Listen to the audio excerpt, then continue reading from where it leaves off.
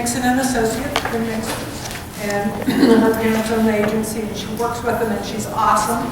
And she's going to give us some updates.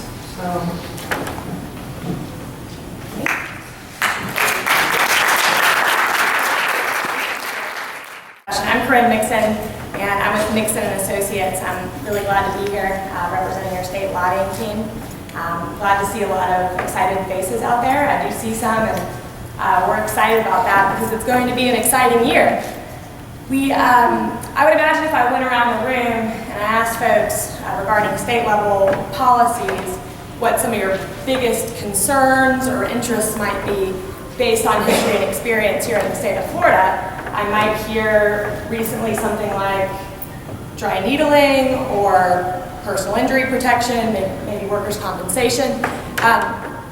And as it turns out, we actually, as a legislature, are going to be talking about all of that this year. And we have the ability to think ahead. We were expecting this. Thankfully, you all are a connected organization. You have relationships, people who seek board appointments. You've got a great management team here at FSOMA, and you've got other associations here in the state that work for acupuncture and oriental medicine. And so we're expecting that all of this is coming, and I want to just give you a brief update on a couple things you'll hear about. The first is obviously dry needling, which I believe was mentioned earlier today. We do expect a dry needling bill from the Physical Therapy Association, and we expect to see that relatively soon. And it won't just be possibly legislative efforts. There are still some board efforts out there to look at what is dry needling, what is acupuncture. Well, of course, we think we know, right? I mean, we do know.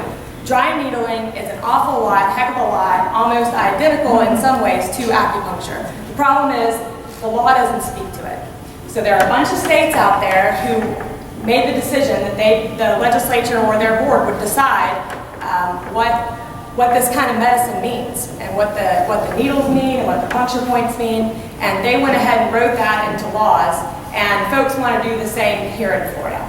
And of course we would like for that to go in a direction that recognizes your very high standards of training and education and your wherewithal as a profession, and we intend to do our very best to make sure that occurs here in the state of Florida.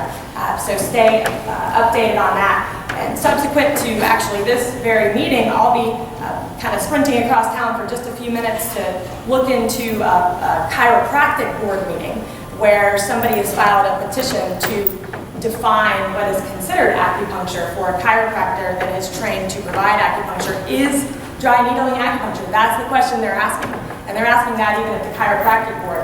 As you can imagine, that may have some significant bearing on the perception of PTs doing dry needling, and of course acupuncturists doing dry needling, because also that is not defined in statute. So I think that pretty much sums up where we are with dry needling, but it's very important to stay abreast. I'm sure that we'll be sending a lot of updates as we move forward.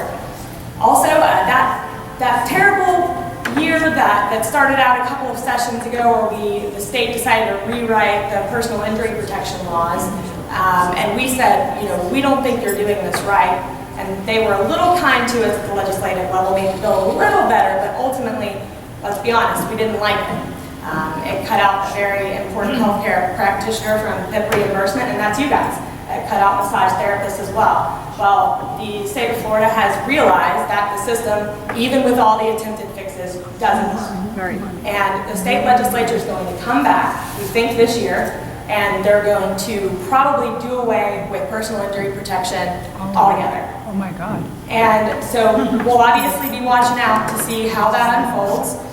There's always a chance they could rewrite it instead, but it looks like we'll be going to more of the just staying with the bodily injury model and some things like that. So pay attention for those updates as well. We wanted to let you know that in your renewal cycle, because you are a licensed profession here in the state of Florida, which is awesome, and so as part of that you have to pay a lot of money and make sure that you've taken your CME courses. And as part of that, this year you're going to receive a survey in your in the renewal process that asks you to talk about telehealth. I'm sure you've heard of telehealth. It used to be called telemedicine. but a lot of effective lobbyists out there and their organizations they represent came in and said, this isn't just about doctors. If you want telehealth to be successful, it needs to look like healthcare. And so what we did was we helped advocate alongside many other groups to make sure that acupuncturists, as defined in the statute, are able to perform telehealth services if they'd like. So you are written into a law that requires the state to do a survey, and this is the first step toward true telehealth revolution here in Florida. And that survey is just going to ask general questions. Do you perform telehealth services currently? Are you interested in them? Maybe does the hospital or the clinic you work for, do they have telehealth equipment? It's just going to garner information, so when the legislature goes to make policies in the future, they'll be able to make them in an intelligent way. Well, and I just want to make sure everyone knows, this isn't in the good deed category. Completing this survey is tied to the renewal of your license, and there are additional possible fines if you do not complete the survey. So that's absolutely right, absolutely right. And so you'll want to complete that. You have to complete that. It's going to help us make smart policies here in the state of Florida in the future. And trust me, there will be no time where your profession will be taken out. If you desire to follow up and have a patient presenter on the other side of the state or the city, and you want to be communicating with your person through that patient presenter, you're able to go ahead and do that. And we're going to keep strengthening laws that will allow you to be reimbursed if you take insurance and things like that. So that is our telehealth discussion. The other part is, I'm not sure if anyone's heard, who has heard actually, about recent workers' comp rulings at the Supreme Court level. Anyone here? Okay, so here at the state Supreme Court level, the Supreme Court has struck down two laws. One that limits payments to injured workers to 2 years. They've struck that down. And they've also struck down a law that limited attorney's fees in workers' compensation cases. Yes. What this means is that multiple government agencies have come out and said there will be an immediate 20% at a minimum rate hike to businesses for workers' comp starting in October. Done. As you can imagine, the business communities out there, probably even some people in this room, are not very happy about that. And so the state of Florida intends to come in this session, which begins in January, or March, in January last year, and do a complete rewrite of the state's workers' comp laws. So we will be staying abreast of that and making sure you all are notified, and we'll try to let you know up front what that may mean to you guys, but something we definitely want to pay attention to. Now, what can you guys do? The most important suggestion we always have for y'all is to advocate for your profession.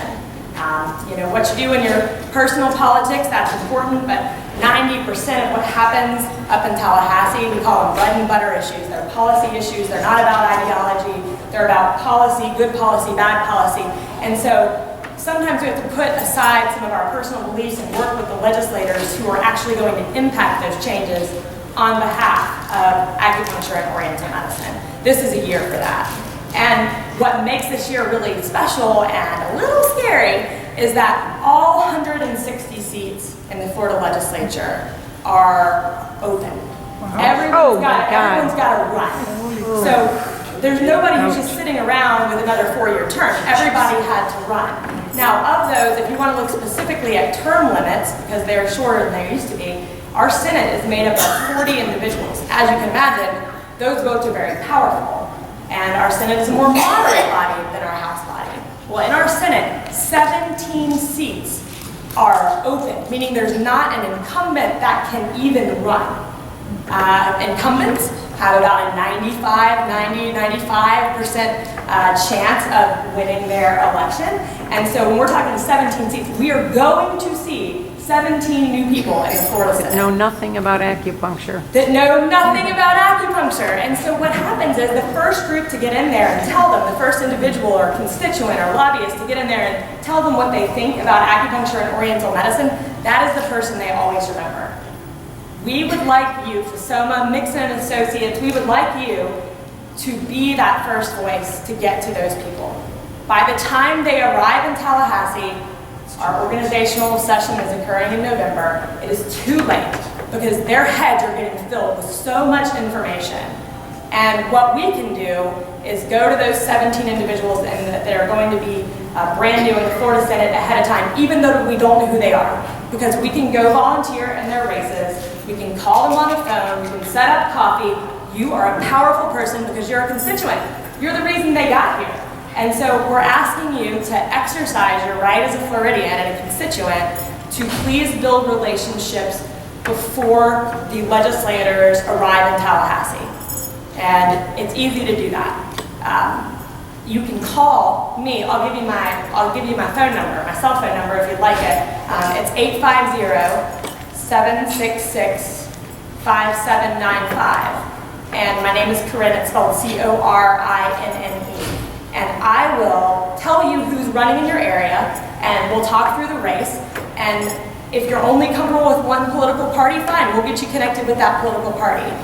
If you want to be connected with the person that's probably going to win, that would be our suggestion. We probably know who that person is. It's nice to know the people that don't win, but there are a bunch of races we know who the winner is going to be. So we'd like to connect you with those folks. And we want you to follow up, set up coffee, go walk in campaigns. It's actually really, really fun.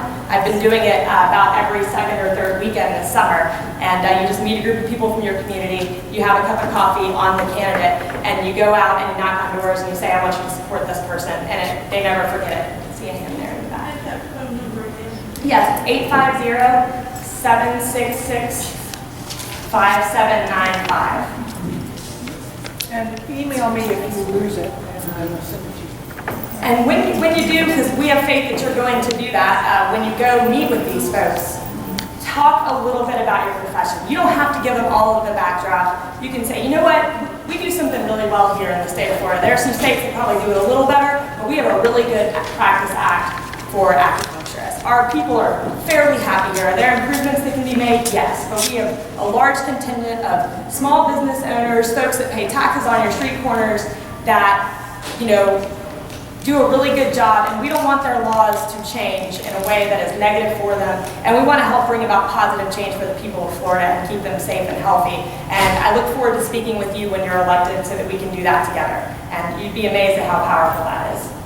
Can we work in their campaign offices, like stuff envelopes? You can stuff envelopes. Make If you're not lawn comfortable, yes. signs? You can tie, you'd be amazed at how many hours go in. You knock on a door if you're a constituent and you say, I want you to vote for this person. Well, about 2/3 of the time, those folks don't actually answer the door. And so what you do is you have to put a little rubber band around the flyer and stick it. Well, though putting the rubber band on the flyer for these candidates, it takes hours and hours every week to do that. And so if you're not somebody who wants to go knock on doors and you're more comfortable working in the background, that's a great operation. And I think you'd all really enjoy it much more than you probably know. And if you're not an envelope stuffer and you really want to make change, run for office. That's great. That's great. So anyway, thank you all. I just wanted to let you know that you shall be really proud of this profession here in the state. But a lot of change is coming. We cannot even fathom how big it is, not only on the issues that we just discussed, which are very important, but also on who's even going to be in office. And so I think it's going to be an active year, and it's more important than ever that you all are engaged and excited. So thanks a lot, and I look forward to meeting with you all later.